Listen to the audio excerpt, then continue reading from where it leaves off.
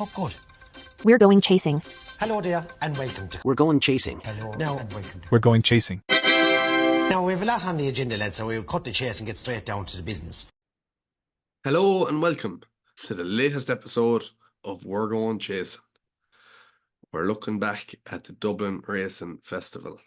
As you can hear, my voice isn't the best, and I'd love to be able to say that that's because I had a great weekend's of racing, but it's not. I was shot down there. I was in racing on Saturday, and I left before the bumper, and wasn't racing Sunday. And I've been battling a bit of a flu since, so we're a bit late here. But Killian, you were there both days, anyhow.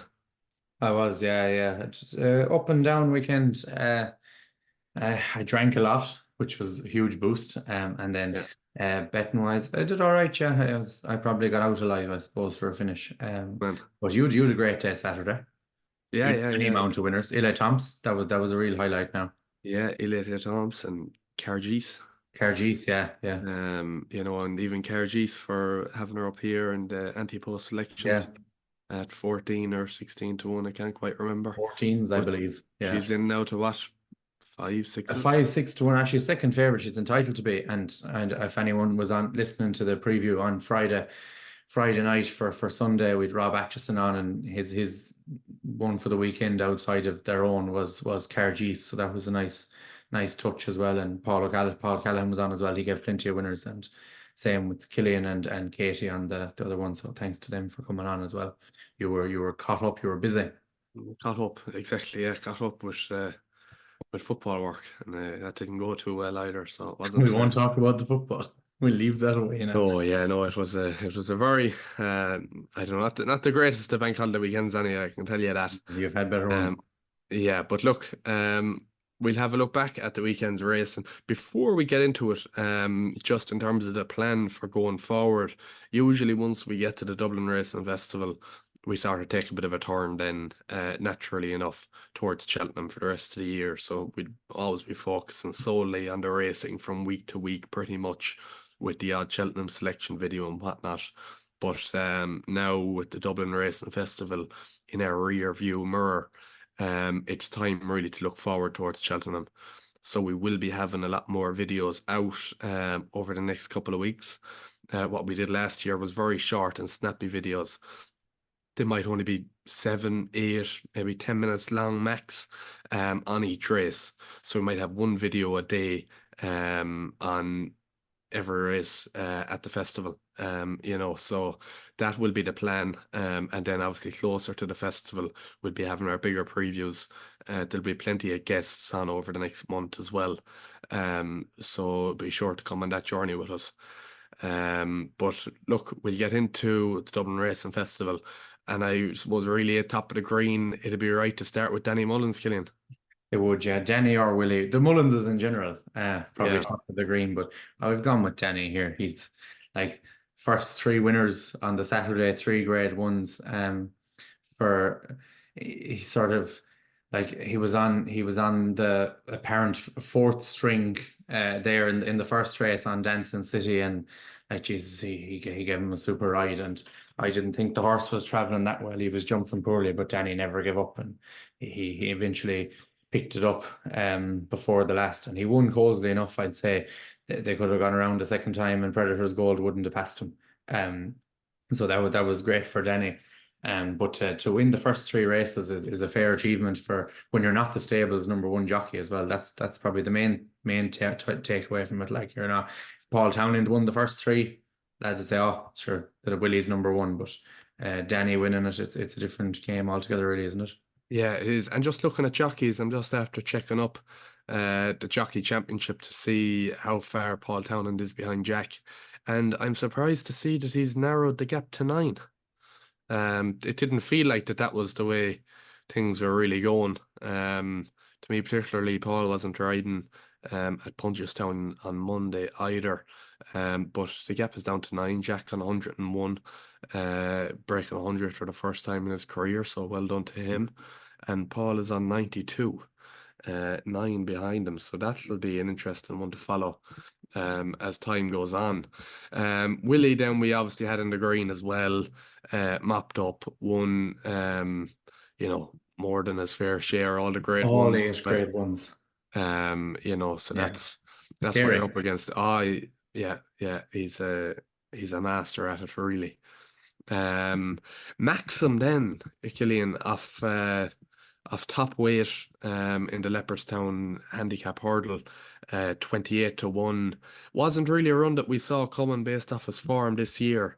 But really, like, Gordon has done a great job with this horse. I know he got him on a very lowly rating in that, and really progressed him up through the handicaps. But to be winning this off a mark of 137, shows that it wasn't just a sort of a flash period in the pan last year, and that he's certainly one to keep an eye on going forward too. Yeah, he is. I remember when he went to Gordon last year, he got beaten on stable debut and then hosed up in Navan, absolutely destroyed them in a Pertemps qualifier at Christmas.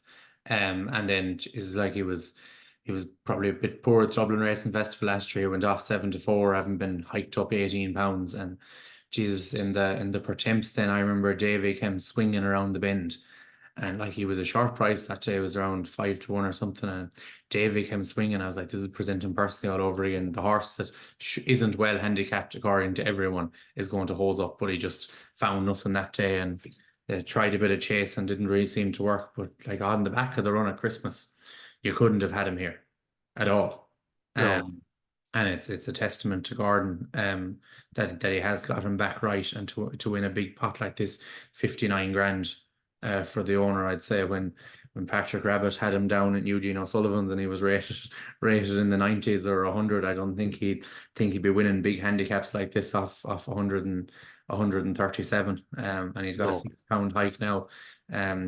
Hard to know where they go with him now again, Yeah. but obviously the Pertemps he's not qualified for that, so maybe there's a 3 mile race in Aintree there that might suit him. Hmm. Probably I'm still so a bit below. I know people last year talked maybe he could be a lively outsider for his stairs, but that ship has sailed. He's just not at that level. no. Um, but yeah, for an owner breeder like Patrick Rabbit, it's great to have one like that, though, isn't it? Yeah, it is indeed. It is indeed. Surprised he only got £6 too. I thought he Yeah, would he's a have. claimer on board as well, though. So I suppose, yeah, that has probably, to factor in too. yeah, It does indeed. When we're speaking about Gordon, too, you could probably put Gordon's owners in the green because yesterday at the sale, the Caldwell Construction dispersal sale, Gordon, I think, was very happy with how things went, really, in terms of he got to keep a lot of the horses that he wanted to keep, all bar one, Caldwell Potter, but he got everything else that he wanted between, he said, new owners and current owners, yeah, Chigginstown, Rob Core, um, Bective Stud would have been there as well. So fair play to them, and it's good to see Gordon keeping most of them horses.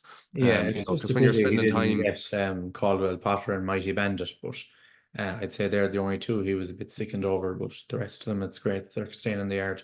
hmm, yeah, and another one, and fair play to Sophie Leach. There's only 2 English horses sent over here over the course of the weekend, I think, and Madara did the business in the 2 mile chase and did it very nicely.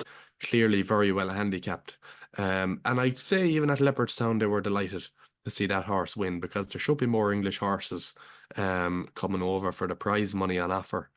Like Constitution Hill, for example, like there's easy pickings for him, really. And that's only to name one case, but I'm sure there are other cases where horses could be coming over here picking up prize money and they're not. So fair play to Sophie Leach for breaking that trend, Yeah, no, sending definitely. Madara over, and he duly did the business.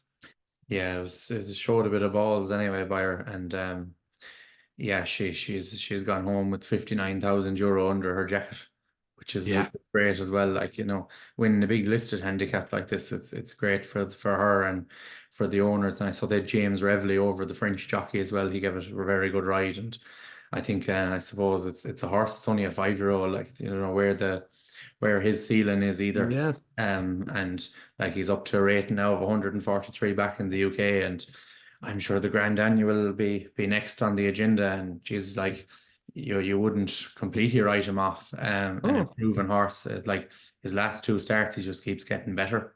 So mm, he's a big pot of money soaked up now anyway, and it's great for the owners. But Pat Giroux back in second is like he's just, if he could jump at all. he can't jump. Yeah, He's like a piano or he's a flute or awful. something.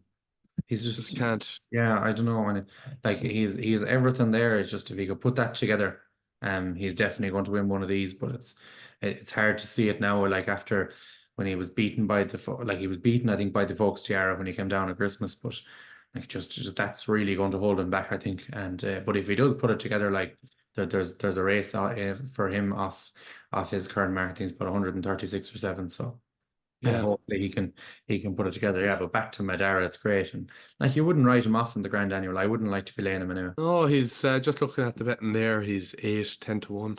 Yeah. My mate Mozzie is favourite with Saint Roy at 7 to 1, really. And they're 8s and as big as 10 or 12s in other Yeah. places. So he's as good as almost favourite there, really, at the moment. He's entitled to be though. Yeah, yeah, yeah. And like, 5-year-old as well, like, he's rated 143, so he's up in all those big handicaps now. And like, how many years can this horse have at the top or up at those? Like, it makes a lot of difference just starting them out young and going chasing early. Like he ran over fences as the 3-year-old in France in December 2022. So like, it does make a big difference, so Yeah, it's and arm to be doing that too. More yeah, horses should do it, I think. yeah, they showed interestingly Sharjah Leave is 8-year-olds actually and bumpers, like. interestingly Sharjah has is priced up there for that as well at about 10. Stop. Don't be I saying. think that'd be an interesting Stop. one. Stop. Totally down in class. Is Irish Mark is 147. I wouldn't completely rule him out. But Douglas Talking is there as well. Who's a horse I love. But look, we'll not get into these markets just yet. No, definitely We're not. going to be talking about them. Ballyburn had to catch your eye at the weekend too. It was brilliant. Made light enough work of a very good field. Slade Steel ran a great race too. And was still bet 7 lengths. 2 very good horses, you'd imagine. But Ballyburn now, he should be a winner at Cheltenham wherever he turns up, you'd imagine. Yeah, he wins the Supreme or the Ballymore. It's just a matter of which race he goes to. And I'd say, Where do you think he goes? like, I wouldn't like to speculate. Sure, the Supreme, like, Yeah, like he's sort of this yeah. stair at 2 miles, but sure, he go up to the Ballymore, he'll win that too. It makes no odds, but I'd say that they're both going to be winners at Cheltenham. I'd say Slade Steel could win the Ballymore if Ballyburn wins the Supreme, and vice Yeah. versa. Yeah. Would he? I don't know. Maybe he's not quick enough for 2 miles, but like, he's a real strong stair, and like, even when Yeah, Ballyburn but was, I'd nearly prefer Slade Steel in the Supreme than I would in the Ballymore. To be honest, like yeah, because they go around hell for leather in the Supreme, and his staying naturals will come into it. Whereas if it's the Ballymore, they'll be going that bit slower, and you'll need a bit more of a kick. he has a kick too. He's not a slow horse, but Does have a kick. yeah, yeah. There's probably something there with a bit more of a kick in it, than him too at the same time. But two very good horses, one way or another, anyhow. I agree with you 100%, and hopefully they both get to Cheltenham all good as well. Yeah, and El Fabiolo, again, just his brilliant self, really. We saw Jambon, slip up a couple of weeks ago there, but there was no slip up from El Fabiolo. Did everything just as you'd expect.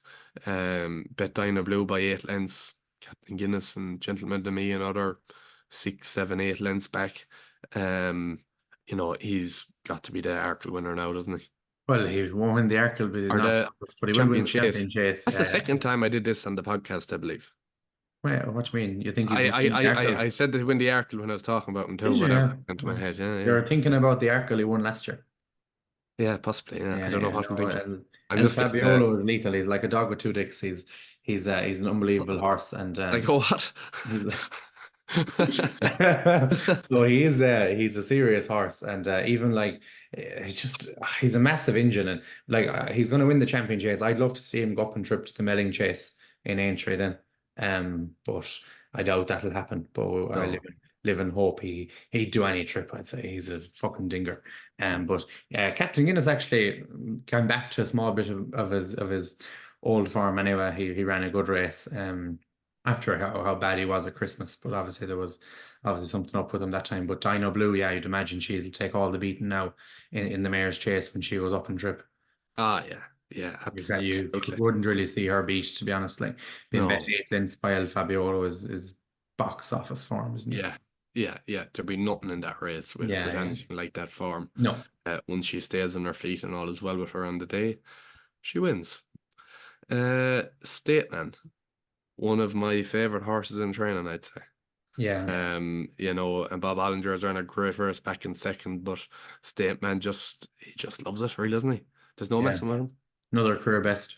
Yeah, another career best. God, yeah, I hadn't noticed that based off Racing Post ratings. You've eyes though, don't you? Like, sorry? You've eyes though, like he was savage. Yeah. Well, it would have been. Yeah, I do agree. Yeah. I do agree. I just hadn't thought of it. Hadn't thought of it like that, to be honest. But it would have been a career best. Yeah, and he's savage horse, and he's done it very easily against Bob Ollinger and in Perry Pass. And like, geez, Bob ran some race. I thought turning in he'd half a chance, and then Stateman just sort of kicked on again. But he was doing it very easily now, and like, I think he's going to give Constitution Hill a scandalous race. Yeah, I think he's a right chance of beating him this year. He's a better horse. He's 1,000% a better horse. I remember I compared him to Honeysuckle last year, that like when he started out in the Morgana, his jumping wasn't hectic. And like every day he's gone out now, his jumping's got better. And he's just that bit quicker over them. And the same way what she did, like, and he would just keep better and better over his hurdles. And that's going to stand to him in March now. Yeah. It's a 9-length gap to bridge, but your man's only been seen once this season. Stateman has had 3 runs, and he's been getting better and better. And there's definitely, I don't know if they hit the ceiling with him yet. I'd say there is a bit left under the tank there to go even better in Cheltenham, and hopefully he does, and we see a good race. It'd be great to see the two of them come to the last together and see what the other lad has. I hope Stateman wins, yeah. Oh, I love the horse, and like, just with all the circus around Constitution Hill this year, will he run, won't he run, what's Nicky going to do? Nicky should be sending him to Ireland, he's not sending him to Ireland, what's he beating and whatnot. Like, I'd love to see Constitution Hill bet now, to be honest. Just sick of it, really. You know, like, what did he beat there in the Christmas hurdle? Rob exactly, yeah. First I can't straight. even say his name. Yeah, exactly, yeah. Lozzymouth 8 without salt. Black Poppy, like, you know. Like, you know, I'm just sick of it. I love to see, and he'd fully deserve it now. I didn't think I'd be that passionate about it, but I'd love to see him bet now, to be honest. Yeah, I agree with you. It's just the fucking circus. Exactly, and I did like that. I loved the horse. Oh yeah, he's a brilliant horse. Yeah, it's great. I loved him, and you know, and had he be campaigned properly, you know, I wouldn't be feeling so strongly about it as I am now. But you know, feck him now, and his great status that he has. Well, like, Constitution Hill might run 3 times this season. Stateman's going to run 5. Like, you can say what you want. A grade 1 is a grade 1 is a grade 1 is a grade 1, and Stateman is going to end up with 3. He has 3 already, and he could end up with the 4th if Nicky doesn't come to Punchestown. Sorry, he will end up with the 4th if Nicky doesn't come to Punchestown. So, like, your man then might only have 2. He could only have 2 runs and win 2 grade 1s. Like, Stateman is, you know, he's more trophies in the cabinet. Yeah. You know, and they're all grade 1s, like the Morgana. Prize money under the coat. Yeah, that's it. Like, yeah, you have Joe Donnelly walking around with millions in under his coat. Yeah, that's what's going to happen. Like, he has £850,000 of career earnings so far. Joe Donnelly will be walking around with millions under his coat. Yeah, and Michael Buckley walking around looking for it. Yeah, I have the best horse, but I don't have anything in under the coat. That's the problem. Yeah. You know? Exactly. That's what you're dealing with. Michael Buckley will be asking you for a loan after the day you had Saturday. You know? I don't know if we'd be that stuck. Hartwood then, you know, only a 6-year-old, big competitive handicap, you know, and the way that he powered up the hill, well, not really much of a hill, but the way he powered, we'll say, from the last fence to the finish line was quite impressive. I know there was a faller there at the last fence too, but to be honest, I think the way Hartwood finished the race, I think he would have won the race anyhow. I'm not as convinced as you are, but yeah, he was. It seemed the other horse was going better, but Hartwood didn't stop at all. So you have to admire that, and it was a very good performance. He's up 12 pounds now. Like I don't know, would he have gone up 12 pounds if he'd beaten Percival de Galois by a length or something? So I think it's a bit harsh that he's been sort of done like that. For all, he was 14 lengths ahead of Rian, but still, yeah, like a 25 runner handicap. The most he'd ran in Ireland was 11 runners, and his last race was only 4 runners. Like, so to handle that sort of hustle and bustle of a big handicap bodes well. Yeah, sure, he's probably going to be a grade 1 horse, isn't he? Yeah, well, He'd great be fucking 140. very close. It's going to be very he'd be close very to it close. anyway. So that's great. Fine. And then I suppose maybe he has no entries in Cheltenham, which I was surprised by when I saw after the race. Yeah. I suppose he was only rated 136 and he was running a handicap, so maybe Yeah. the side tinter, but maybe would he be a horse for entry maybe for the race Banbridge won last year? Yeah, quite possible actually. As if maybe he'd be supplemented for Cheltenham for Turners. He could run the plate in Cheltenham, but he'd probably end up running off about 153 or 4 anyway. Because he got Yeah. 143, I think, in England when he Yeah. won 3-6 here. So they'll probably Yeah. give him 155 in England, and it should be some task for Sure. a 6-year-old with only If you got 155 in England, you'd have a better chance in that race that Banbridge won last year. yeah, It's a yeah. great one.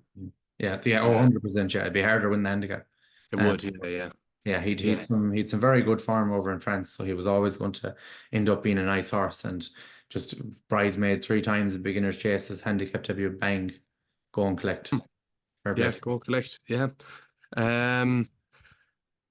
Looking on at the Amber, Killian, we've a horse here in the Amber, and to be honest, I'd have him in the red. Marine Nationale, 5th of 6, went off 7-4 on, bet 10 lengths. It was obviously well documented before the race that he had a wind operation. We've known that for a few months now, and also he's wore a tongue tie on his last 2 starts as well. So it would appear that he had an issue with the wind. He sort of found absolutely nothing once Michael O'Sullivan asked him to go. He's surely just a horse to totally and utterly avoid going forward until we see anything different. So for that reason, I'd have had him in the red. Yeah, I agree with some of the points you made, but like he was beaten 10 lengths, but like he wasn't asked a question really after he realised the horse was beat. Like he got a very soft time of it up the running, even before the last. Like he would travel really well. He sort of he made a move there before the last and just couldn't get there. I'd say the horse was probably making noise. He could have been struggling to breathe, and Mikey O'Sullivan just sort of let him off and let him finish at his own leisure. If he gets better ground, like the ground, I'd say is probably what caught him there. Is a bit on the soft side, and I'd say if he gets good ground in Cheltenham in the Arkle, I'd be definitely with him anyway. Wind issues or not. Are you serious? Yeah. Would you? Yeah, it's just like he'd probably go away and get a wind up now or something before the Arkle. But he won. Yeah. Unless the wind up, I couldn't have him. Like you'd have to. I don't know. How could it? Like if he needs another wind up, anyway, definitely. Like it'd have to be the wind that caught him there. I like, assume it was. If it wasn't, I know Michael. worrying, I know Michael didn't go for him or anything like that. But why didn't Michael go? Is because once he gave him a bit of a squeeze and he asked him to quicken, he didn't quicken. Which is he could have made a noise. Anything could happen. Like we don't know. Like probably something did happen.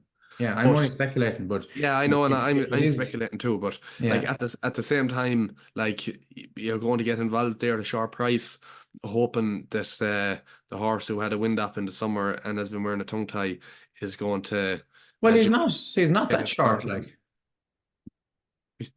what is he? 2-1. 3-1. Yeah, and he won't shorten. Like he's going to go off 3s or bigger. Like. I'd happily find out at that price. He's the fastest horse in the race. He's the best horse in the race by a mile if his wind is right. And on better ground, his wind won't be as big an issue as it was in Leopardstown. That's fact. Even if he doesn't get his wind done, he on better ground, his wind won't be as big an issue as it was the last time. And I hope he comes back because he's a brilliant horse and Oh, I he's hope he does great too. for Barry Connell. But it's just a pity if that's what does catch him from going right to the top.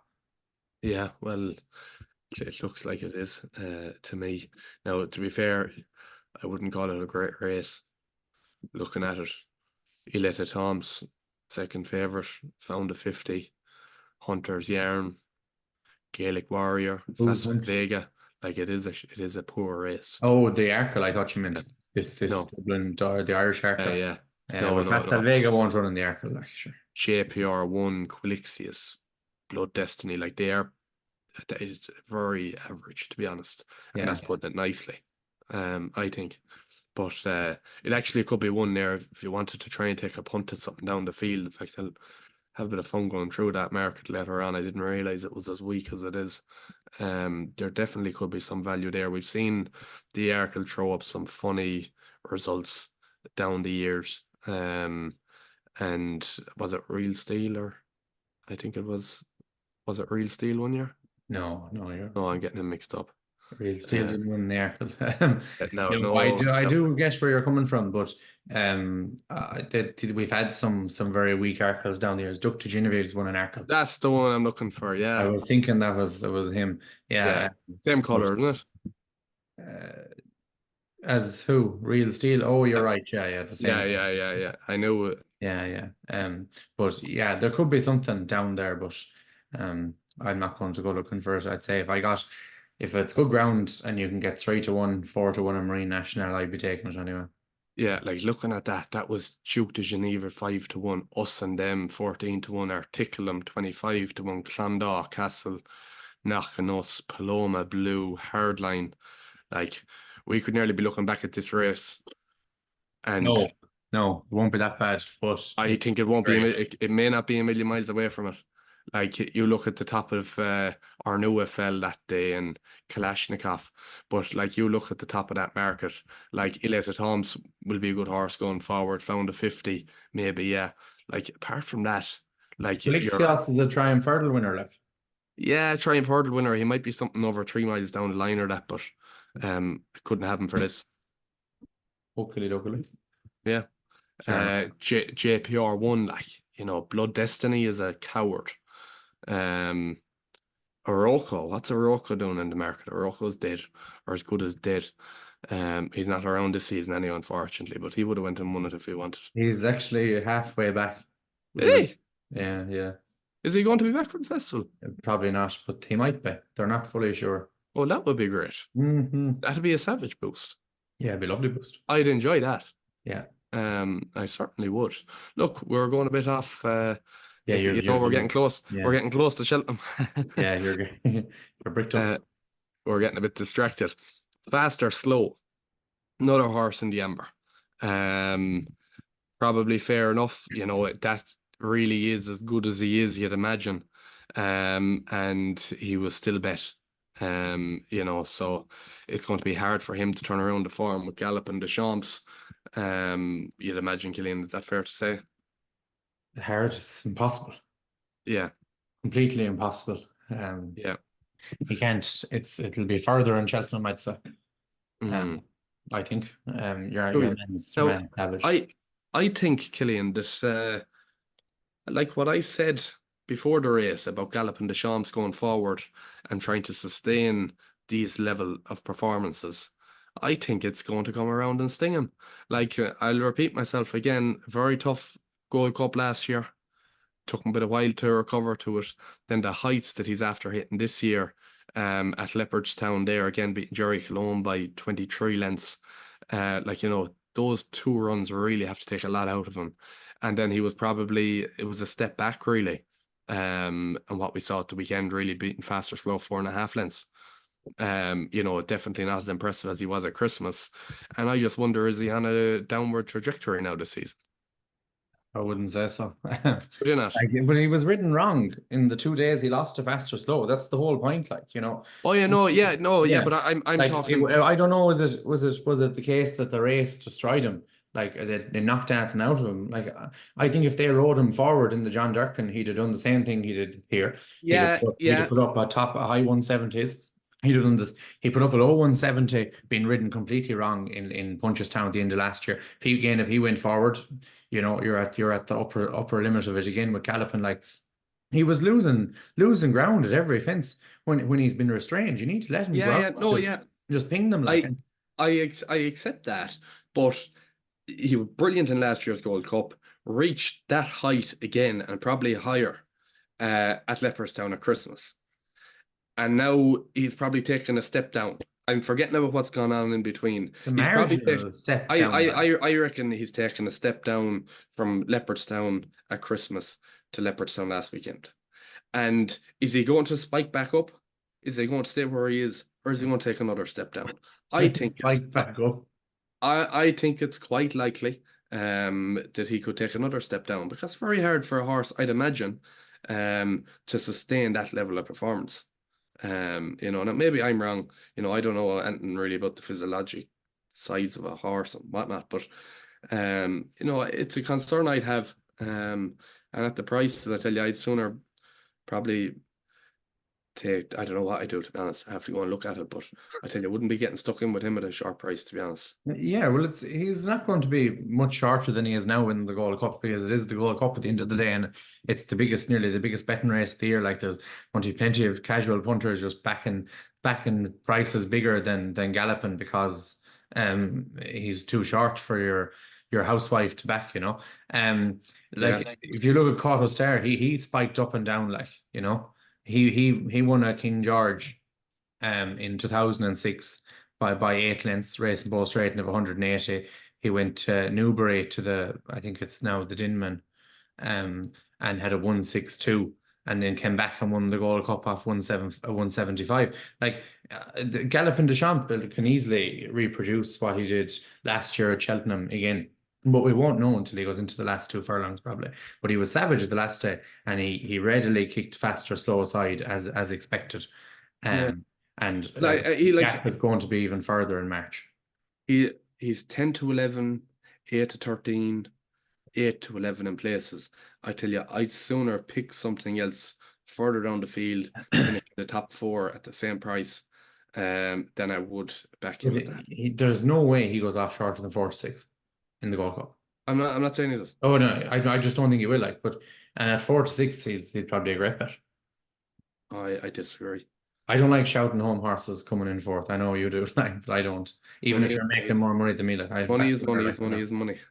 Yeah, but I backed the winner. You've only backed the lad out the back of the television. Bet Doesn't 25 matter. If I have a better price, who's won more? Yeah, but we'll count up the fingers at the end of the week, like, and I'll be there 1, 2, 3, 4, 5. I'll be on the second hand, and you'll be here. Oh, I've had 11 horses placed. You know what fucking good is it to you? Know you're when you're counting it up at the end of the week. Well, if they're place only bets and they're better prices than your winners, I tell you, I have more money under my coat. You know, that's what it comes down to. Have a coat. Like, you know, you can take your hands out of your coat pockets and you can show me all the fingers you want in the world. But if you don't have the stuff under the coat, then you know that's a problem for you. It's not a me problem, it's a you problem. The stuff is always under the coat. Don't worry. We better get on to the red. Yeah, we better. We're waffling here. Yeah. Gaelic Warrior, just a stink performance, wasn't it? He's a gas fucker, isn't he? Like I didn't see him in the ring. And Jesus, what he was, I don't know if you saw the video. Racing TV had it up. He was going around with his head down. He was real sour now in the ring, and like I don't know, he jumped right enough, like, but I think it was like it looked like Factify was sort of just letting him off, and then they turned down at the back.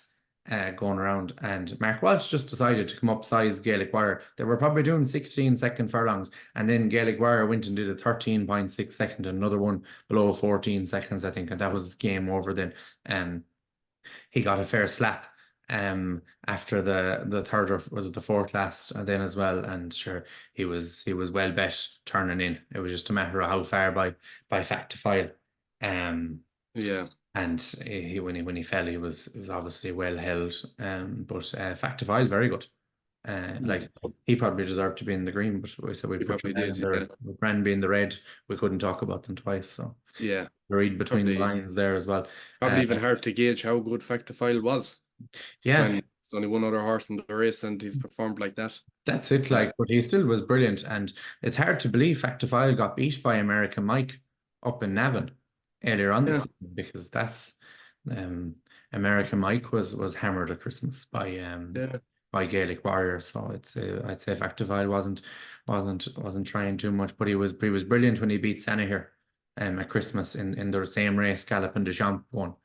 Um, he was super that day. He was actually a very like Galopin Deschamps' performance. He was sort of just Yeah. went out and followed Germain and did it. And he was very forward that day and jumps really well. But yeah, Hmm. wherever he goes, I'd say he win the Turners or he win the RSA. But I like to see him go to the Brown Advisory or the RSA. Factifile. Yeah, and him against Stay Away Faye now will be a really good race, I think. They're Hmm. two very good horses. Like Stay Away Faye has gone out and performed really well in open company.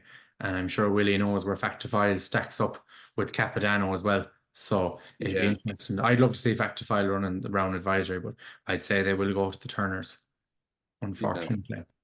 Hmm. Time will tell. A grade one, Killian, the farm took a real hit at the weekend. Was the Royal Bond. Farron Glory won that. King of Kingsfield was second. Antubber was third. And Bialstock was fourth. We obviously had Farron Glory finishing ninth in the 2 mile grade one. Novice hurdle, we had King of Kingsfield then finishing third, bet 14 lengths by Ballyburn, which wasn't too bad of a run, to be honest. And then on Tubber was trounced in the timeless Sash Windows handicap hurdle over 2 miles. Possibly needs a step up in trip, but he's bet 70 lengths. And then poor Bialstock was actually going well when he was brought down. But those first three, really particularly the first and the third, have shown that to be a weak enough for a 2 mile grade one. Yeah, I think it might be. It's worth comparing it to the Royal Bond. I'd say Ballyadam won a few years ago, and when he went up against Appreciated, who's not, I wouldn't say he's. I'd say Ballyburn might be a better horse, but Appreciated hammered him in a Supreme, bet him 24 lengths, and I'd say that's just sort of what Ballyburn did to King Kingsfield. Obviously, Farron Glory has had his excuse on this, that he was found with blood in both nostrils, and I think he scoped bad after the race. So, like, he's not as bad as that shown, but I think just looking at the King Kingsfield form line, it doesn't bode well. Obviously, on Tubber was well below form in the Lawlers and struggled again the last day, but he probably does need a substantial step up in trip, I'd say. And Yeah. then Bilestock, as I heard Bilestock, that's called by a commentator in Punchestown. But Bilestock, yeah, he was actually going all right. He would have been nearly in the shake-up, I'd say.